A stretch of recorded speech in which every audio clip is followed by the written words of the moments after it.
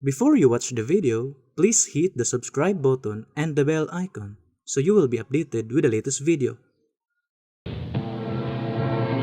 Mga kaigsonan o mga mahal lamang tigpaminaw, nining tungod na karon, ano yung kini ang usa ka programa sa PBCM, kon Philippine Benevolent Christian Missionaries Association Affairs Incorporated, ang tulumanon mga langit ng lamdag sa kinabuhi. Kini karon yung alagad, Evangelista Reverend Charlie Ivenio, kinasing-kasing nga magadapit o mga panghinaot kaninyo nga sa inyong mga nahamutangan karon na kamo nakapagbalo na nakamo sa kabaskog, kalagsig sa inyong mga panglawas, din may magamit nato ang sitwasyon niya na sa pagtimbang-timbang sa mga kamaturan nga makapaghatod ka nato sa kaluwasan nga sumala lamang sa mga nakasulat sa Biblia nga gitulo ni Master kanamo kadin sa mga aming gitulo kaninyo. Kung may mga basahon man nga referensya, gigamit kini para dili sa pagsupak sa Biblia. O nindito ko na among mainitong mga pagpangumustas ng makaigsuna no, sa 15 compound, labi na sa mga chapter presidents sa nagakalilaing dapit sila nagpahigayon o mga simbihan para maialagad kining maong tulumanon o programa.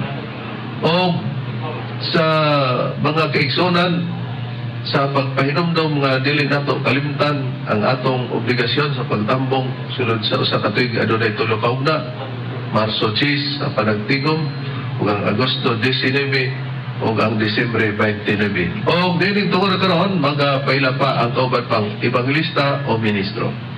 Mga kaigsunan, kumusta? Kinanausab si Brother Dave Srisawa, makikauban kaninyo nining atong tulumanon, mga langit ng lamdag sa kinabuhi.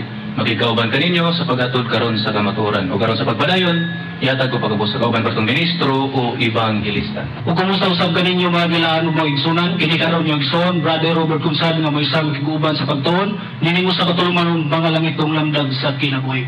O karon sa pagpadayon ihatag kamo sa kauban pang evangelista o ministro. Kumusta usab kaninyo mga kaigalaan ug mga kaigsunan, sa gihapon kini igsoon evangelista Brother Ronald Kanyaman, katambayong usab karon sa pagtuon sa kamaturan nga among igahatod kaninyo. Ug sa dili paglangan ihatag ko pagamos ug pailapa sa kauban pang evangelista o ministro. Kumusta o mayong pagpaminaw usab sa gihapon? Kini ang inyong igsoon evangelista Brother Juan Ronilo Mangalos, makiguban usab kaninyo nining atong programa. Ug ang programa sa PBCM nga mga langit ng lamdag sa kinabuhi mabati na kini sa 24 na ka mga radio station Visayas ug Mindanao mga kaigsunan. Kini sa butong pinamungahan Cebu sa DYRR Radyo Natin alas 12 ngadto sa launa hangtod na sa kapunon. O kung uban nga nagasunod ng kapaminaw, galakip na kamo sa among mga gipanimbayan. O garon sa pag-discuss sa tema, ibalik ko kamo kang Reverend Charlie. Dining mga pahayag o pamaagi sa atong mga pagpamatod, Bradron, ang pagtubag sa gilotang pamahayag sa Sabadista dinhinanukad sa Dipulong, no?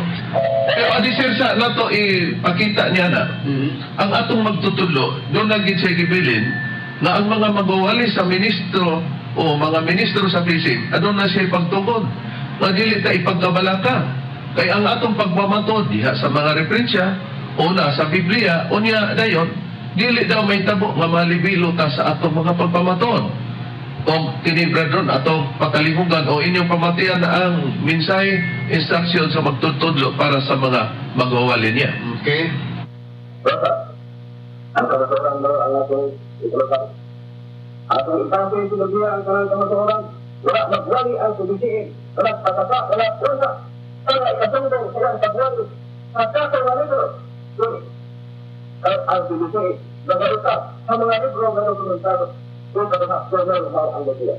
Okay, atong napamatian nga ang mga ministro sa PBCM tuod na sa kadugay sa atong tingog sa atong magtutulo, brother.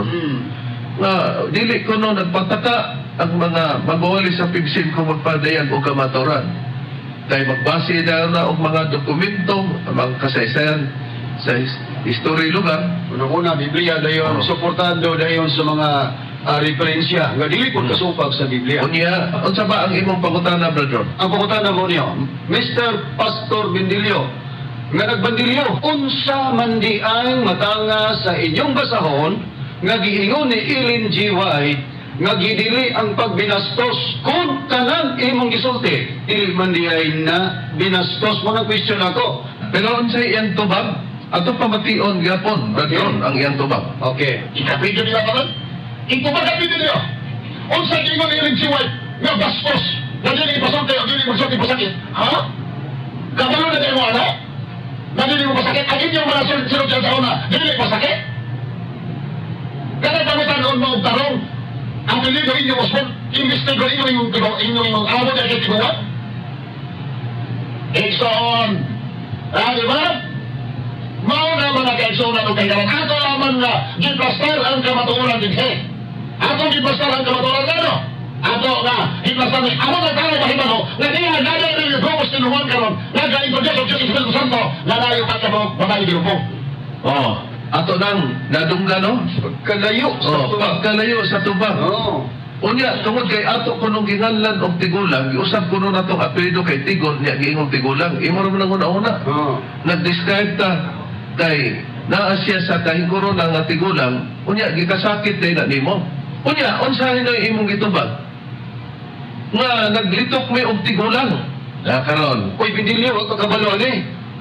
Nga kanang imong texter, siya mismo may nag-ingon na taas na sa kida, tiguwang na siya. Mula akong gidriban, si Tigon nga tiguwang dili na pagpasakit yung taon. Nakatanawa ha? Ato ni makita karon. Kung ang pag-ingog tigulang pagpasakit na, iunang-una si Haring David.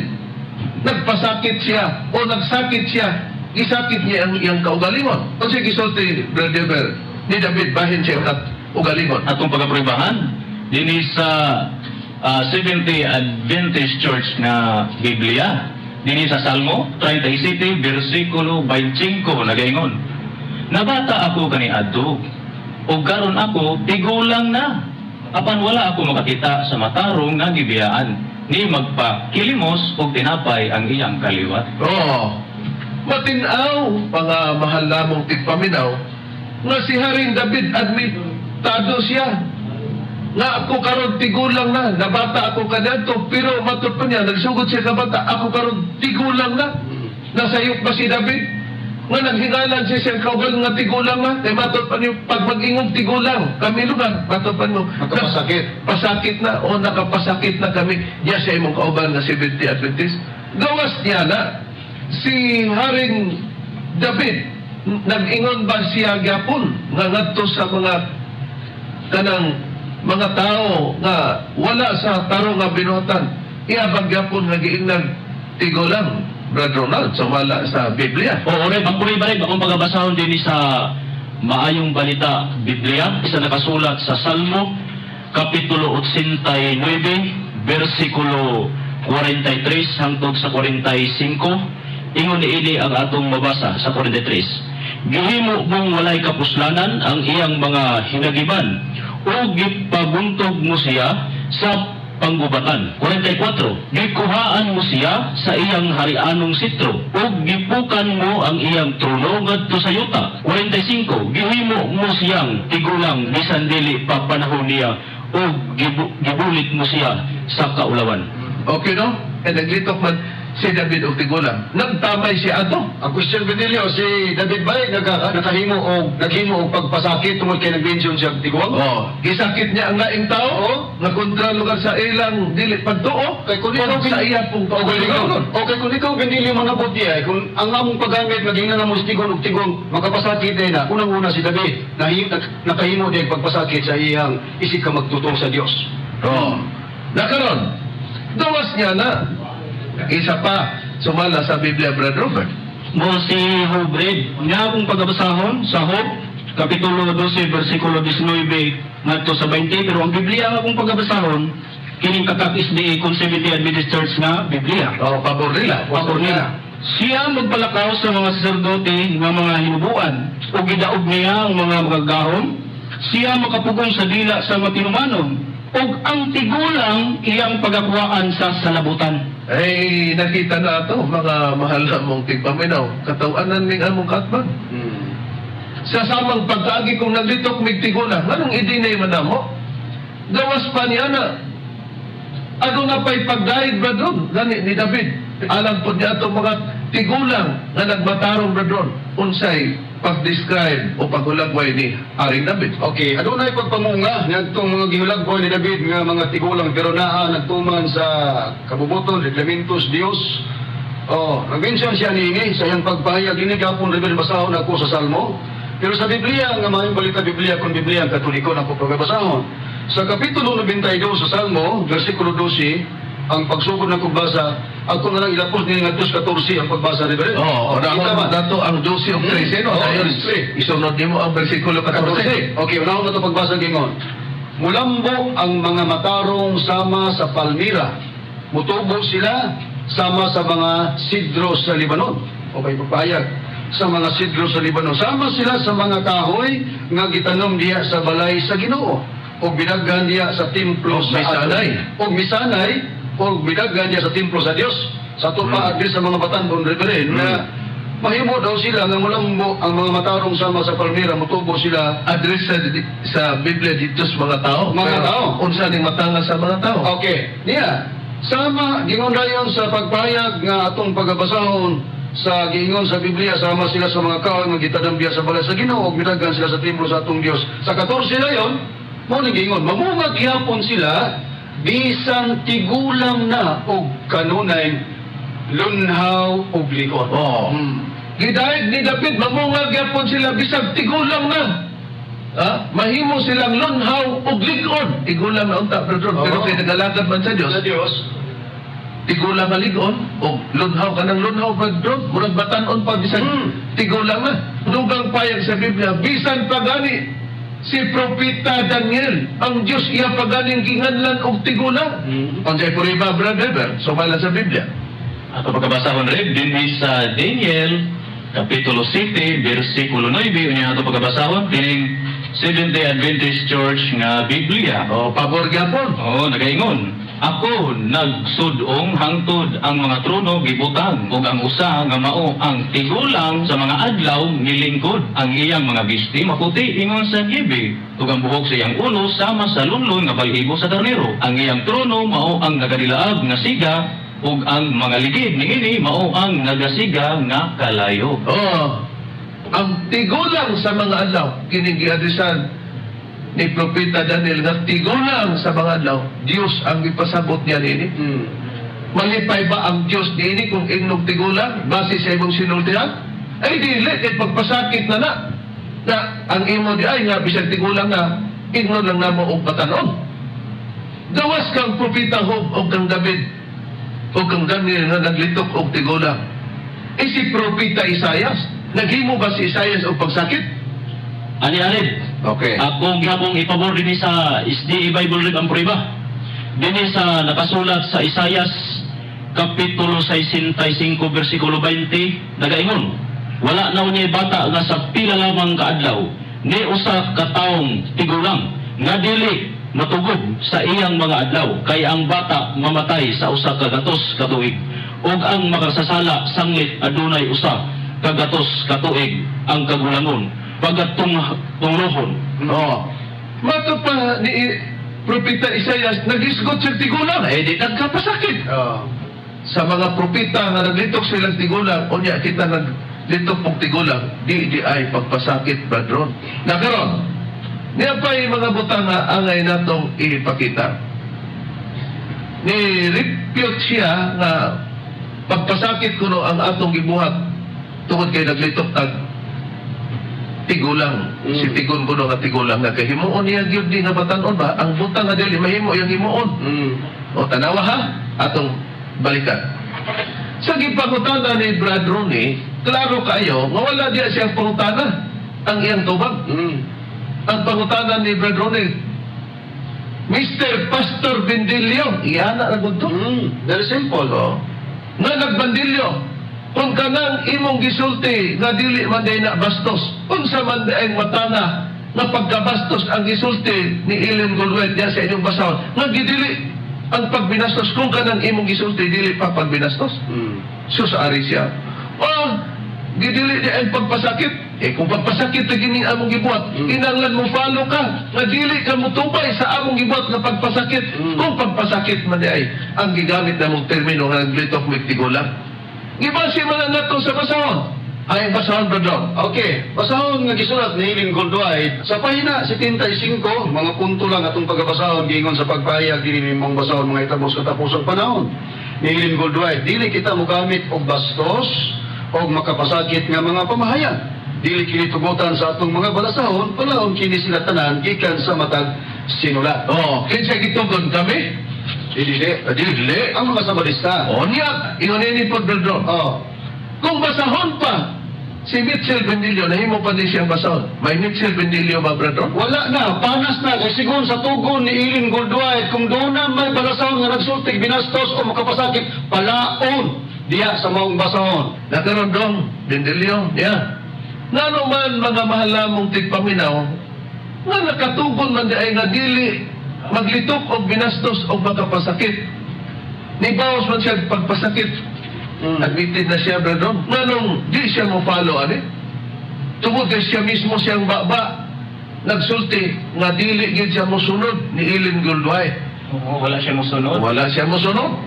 Kay ang iya daw, kung si Ilin Goldway nagsabado, naman daw sa Biblia, nagsabado po siya. Kung amo ni gisulti, gikan sa iyang baba, nga among nadungog, o ato karong madungog. Niya, inyong katalingogan. Okay. Si Mrs. White, nagsunod ra po sa pagturon ang nagitudlo sa Biblia.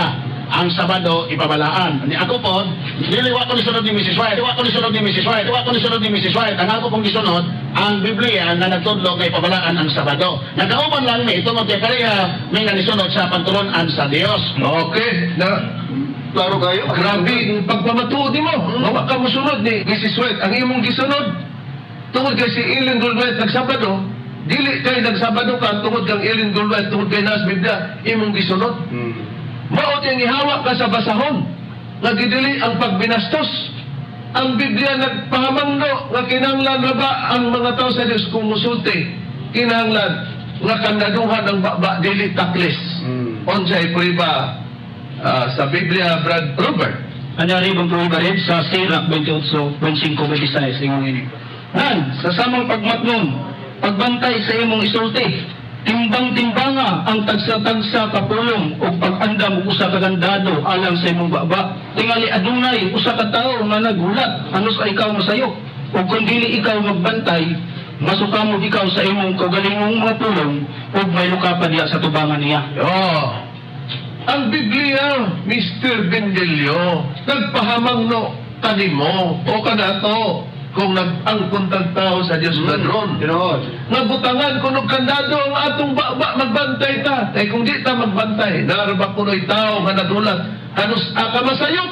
Kung diha, dayon kung masayop ka, mahilukapa ka, diha sa ilang atubangan. O, tanawa. Klaro kayang wa gyud magmatnon si Bendelio Rib sa iyang pagpamulong, wa katuman sa instruction sa Biblia nga kung katawan sa Dios, ingon nga pagkadaduhan ang baba, kana magmatnon ug magbantay sa atong pinulungan. Okay, batod palagi niya, ang akong gisunod, ang Sabado ra. Oh. Busa kay di makamusunod, unsa iyang gilito? Charlito, iring niyo, Charlito. Di omol ka ni Tomas iring niyo dito sa Bosyo pa, o resulta ka sa pag-gil kaban, kikigilawas. Oh. Nakita na to, mga mahal mong tigpaminaw, doon na pabaylain pag binastos niya, Bradron, at papamatian. Olaw. Dili ka pagman Bendelio. Ang amang Diyos o tropod. Ang sa dili mapundan, kamusampay. Nanong maghupot sa gupat ka babae Bendelio, kadili kapugnan. O sa di kapugnan? Ang iyang buhik. O sa di kapugnan? Ang iyang buhik. Oo. Doon na pabaylain pag binastos niya, Bradron, at papamatian. Di ba kanyang asawa? O Diyos! O Diyos! O Diyos! Butan ni Diyos! O Diyos! Butan ni Diyos! O Diyos! Butan ni Diyos! Butan ni Diyos! Oo. Nakita na to. Oh? Nag-degrade siya ba nga, mapunagisulti sa asawa sa Diyos? Sa tinuod ang Rebelde, kini iyang gibuyan diri sa itong magtutudlo, iyalang girilay ba? Girilay lang niya ang iyang binuhatan. Kung nana siya partner di ay, ang ano mo nagasulti ka na binilyo kung wa ka makaagyan. Sa ito pa din mong partner, mingon na imong partner sa mga, oh, binilyo, butang ina binilyo. Oo. Kaya mo man na imong gibuhat diri sa mga magtutudlo, imo nang buhat, imo nang gipahid diri sa mga magtutudlo. Na gawas niya na, ang amo daw punong magtutulo na gikahiligan. Unsay hilig daw sa magtutulo. Kalusot ang binastos ni Bendelio. Kita mi daw na ng gite. Gite. Gitik! Gitik!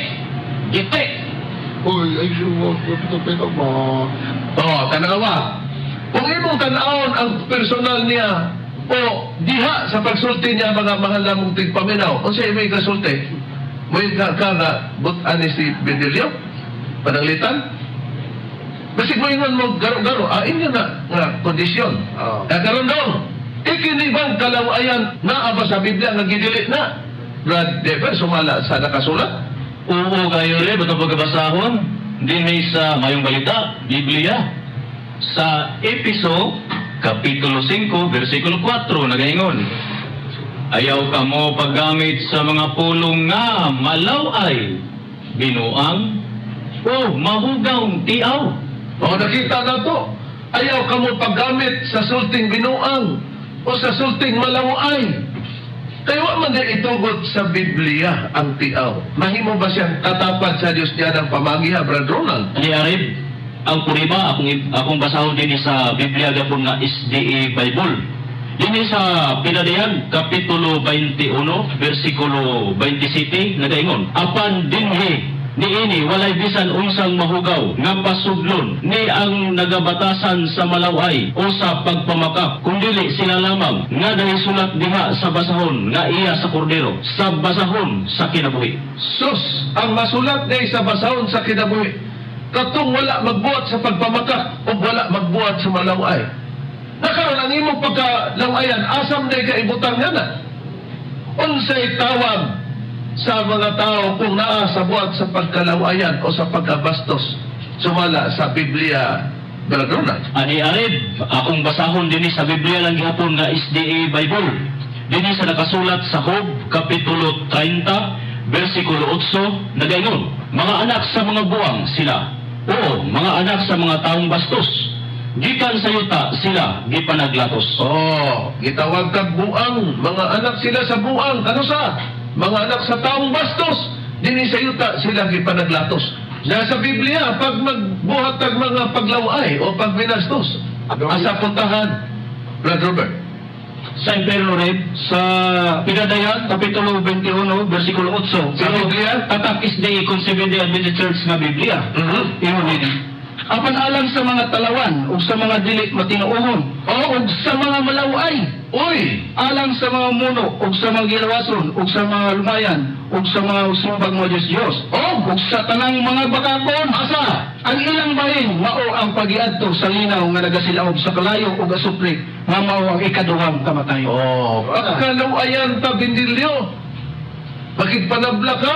Apil lugar mi dito nimo. Ay di, wa na tinuon nato Bindilyo. Kaya nagsunod mo kami sa piki nga Diyos, o na ikaw lawayan, apuno di ta masugba dito. Una-una na ni mo dong. Nagkaroon, anita mga mahal namong tigpaminaw, nganong ang iyang katarungan, nganong di man mo sibo sa Biblia? Tungod kay siya mismo na ang angay na tungtuhan na inyong patalimugan. Ako bakapon ko! Ako bakapon ko!